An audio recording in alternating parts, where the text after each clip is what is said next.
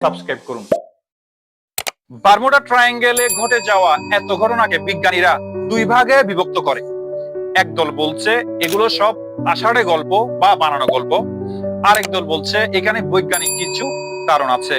গল্প বলা বিজ্ঞানীদের দল বলছেন বারমুডা ট্রায়াঙ্গেলের রহস্য নিয়ে যতগুলো সিনেমা, নাটক, ডকুমেন্টারি বানানো হয়েছে বা গল্প, বই, উপন্যাস লেখা হয়েছে তা পৃথিবীর অন্য কোনো জায়গা নিয়ে লেখা বা বানানো হয়নি।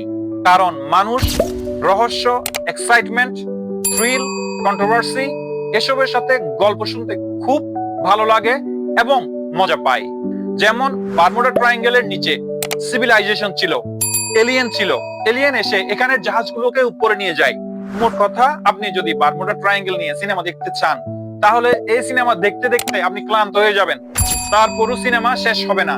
লা ট্রাইবুনার হিসেবে আজকে পর্যন্ত ৭৫ জাহাজ এবং প্লেনের দুর্ঘটনা ঘটেছে এই জায়গায়।